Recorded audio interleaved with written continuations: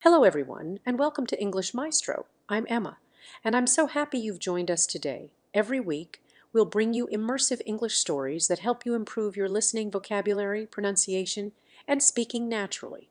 So relax, listen carefully, and enjoy the journey. And I'm David. Whether you're listening on your way to work, while relaxing at home, or before going to sleep, we're glad you're here.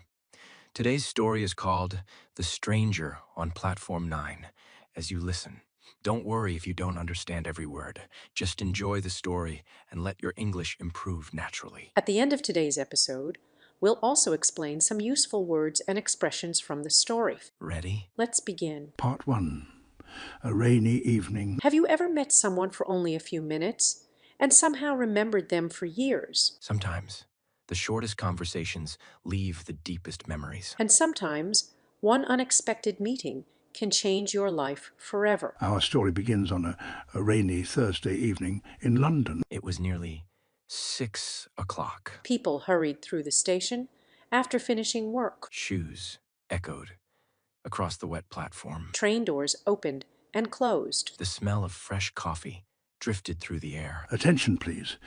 The 6:10 service to Cambridge has been delayed by 25 minutes. We apologise for the inconvenience. Some passengers sighed. Others barely looked up from their phones. Delays were nothing unusual. For most people, it was just another evening. But for one man, this evening would become unforgettable. His name was Ethan Carter. 25 more minutes. Well, I guess I don't have much choice. Ethan folded his umbrella. Tiny drops of rain slid onto the station floor. He wore a navy blue jacket, carried a black backpack, and looked as tired as everyone else. Ethan was 28 years old. He worked as a software engineer in central London.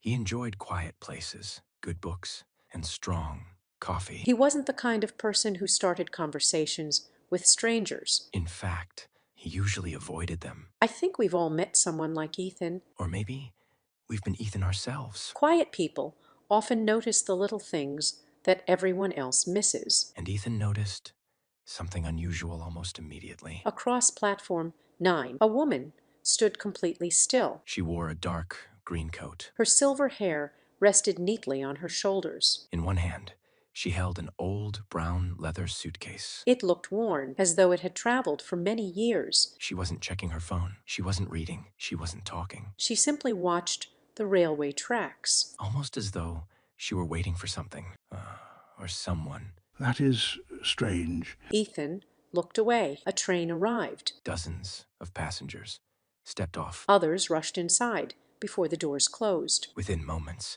the platform was busy again. But when Ethan looked back, the woman hadn't moved an inch. Has she been standing there the whole time? 5 minutes passed. Then another 5. Rain continued to fall.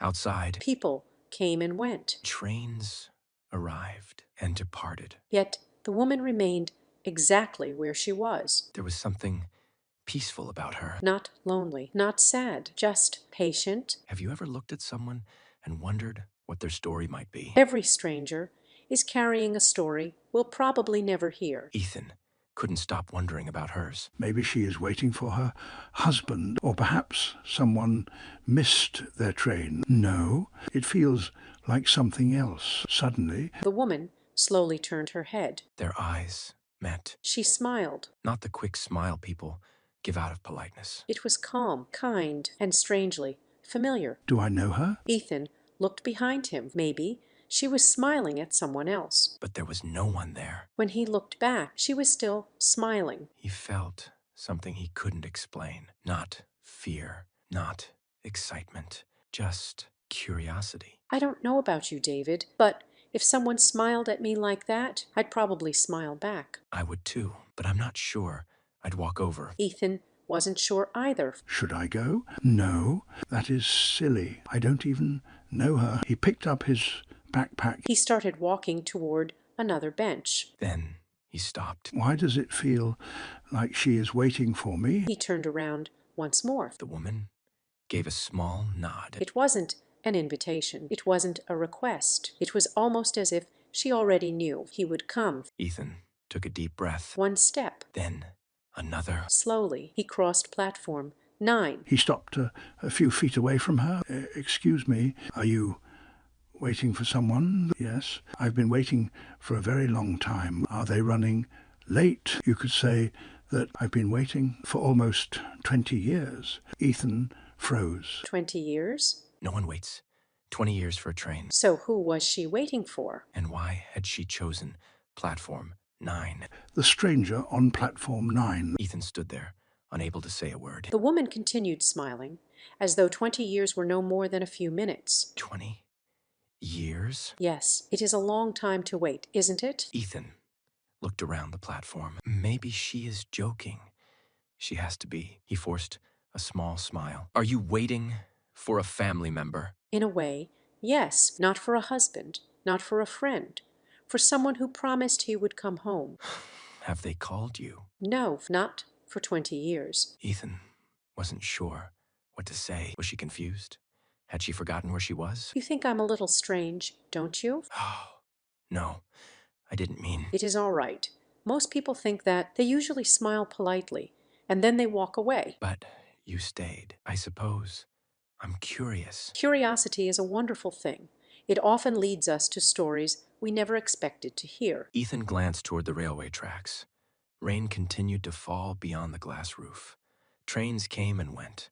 People hurried past them without paying any attention. It almost felt as if the busy station had disappeared, leaving only the two of them. Tell me, what is your name? Ethan. Ethan Carter. Ethan, that is a lovely name. I'm Margaret. It is nice to meet you, Margaret. It is nice to finally meet you too. Finally? What does she mean by finally? Have we met before? No, but I've been hoping this conversation would happen for a very long time. Ethan frowned. Every answer creates another question. Do you pass through this station every day? Almost every weekday. Same train. Same platform. Same routine. I thought so. Have you seen me before? Many times. You never noticed me, but I noticed you. Ethan shifted his weight. That sounded unsettling. Why were you watching me? Because I was waiting to be certain Certain of what? that you were the right person The right person. For what? to hear the truth. Ethan almost laughed. The whole conversation sounded impossible. Don't worry, I'm not asking you for money. I'm not trying to sell you anything. I only need a few minutes of your time. My train won't be here for another 15 minutes. I can listen. Thank you. 20 years ago, this station looked very different. There weren't so many shops. The café over there didn't exist. Those benches were made of wood. Ethan listened carefully. Margaret described every corner of the station as if she had memorized it. It was raining that evening, too. Just like today, I was 28 years old. Exactly your age. Ethan looked at her with surprise. Another coincidence. I was standing right here, holding this very suitcase, waiting for my younger brother. Your brother? Yes, his name was Daniel. He had been working overseas for almost 3 years. That evening, he was finally coming home. Ethan looked at the old leather suitcase again. Suddenly, it no longer looked like an ordinary suitcase. It looked like a memory someone refused to let go of. You brought the same suitcase? Every Thursday. Every Thursday? This was the day he was supposed to arrive. So every Thursday, I come back. Ethan didn't know what to say. He couldn't imagine returning to the same place every week for 20 years. I bought 2 cups of coffee that evening. One for me, one for Daniel. I remember watching every passenger who stepped off the train. Families hugged. Friends laughed. Children ran into their parents' arms. Everyone found someone except me. Ethan felt his chest tighten. Did he miss the train? No, he never got off the train. What happened? That is what I've been trying to understand for 20 years. Ethan noticed that Margaret wasn't crying. It was almost as if she had cried so much over the years that no tears were left. Sometimes people disappear without saying goodbye, and sometimes they leave behind questions instead of answers. Ethan looked at the departure board. His train would arrive in 8 minutes. Normally, he would have been impatient. Now, he didn't want this conversation to end. Margaret, why are you telling me all this? Because I think you can help me. Me? Yes, but before I explain, I need to ask you one question. What question? Ethan, have your parents ever told you about the train that disappeared 20 years ago? Ethan's heart skipped a beat. A train disappeared. What could she possibly mean? In part 3, Margaret reveals why she believes Ethan is connected to a mystery that began 20 years ago, and Ethan discovers that his own family may have been hiding the truth all along. The stranger on platform 9. Ethan stared at Margaret. A train disappeared? That is what people said. But trains don't simply disappear. People do. Ethan sat beside her. Tell me everything. 20 years ago, Daniel was returning home after working overseas. He wrote to me every week. He never missed a birthday. He never forgot our mother's anniversary. He promised, "I'll see you on Thursday." Margaret looked toward the tracks. I believed him. I stood exactly where you're sitting now. I watched every passenger leave the train, but Daniel never came. Didn't anyone investigate? Of course they did. The railway company said everyone had left the train. The police searched for months. They questioned passengers. They checked hotels. They searched hospitals. But nobody ever found Daniel. Ethan listened without interrupting. Her story sounded impossible, yet every word felt honest. For years, people told me to move on. They told me to accept that he was gone, but my heart refused. So you kept coming back? Every Thursday, every single Thursday. Hope can make people do extraordinary things. But why me? Why do you think I can help? Because last month I saw something. What was it? You dropped your wallet while walking across the platform. My wallet. Yes, before I could call you. It opened on the ground. A photograph fell out. Ethan slowly reached into his wallet. This photograph. Yes. It was an old family picture. Me, my parents, and my grandfather. Your grandfather. That is the reason I spoke to you today. My grandfather. His face, I recognized him immediately. Ethan's eyes widened. That is impossible. 20 years ago. Your grandfather worked here. He was the station master. Ethan searched his memory. My grandfather worked for the railway, but he retired before I was born. He was the last person who spoke to Daniel. Ethan felt his heart race. How do you know? Daniel wrote everything in a small notebook. He carried it everywhere. A month after he disappeared, the notebook arrived in the post. Without Daniel? Without Daniel. There was no return address, only the notebook. What did it say? Most of it was ordinary. Places he had visited, people he had met, plans for coming home. But the final page changed everything. What was written there? Just one sentence. If anything happens, talk to the station master. Ethan looked down. His grandfather had passed away 5 years earlier. He had never asked him about his railway career. Now he wished he had. I've spent 20 years searching for answers. Then I saw your family photograph. I wondered, perhaps your grandfather told someone. Perhaps he left a letter. Perhaps your family knows something. Ethan remained silent. He remembered something his mother had once said. Wait, my mother mentioned an old box in our attic. She said it belonged to Grandpa. Nobody has opened it for years. Then maybe that is where our answers are waiting. Ethan nodded slowly. Margaret, I can't promise we'll find Daniel, but I can promise one thing. I'll help you look. Margaret smiled. Do you know something, Ethan? What?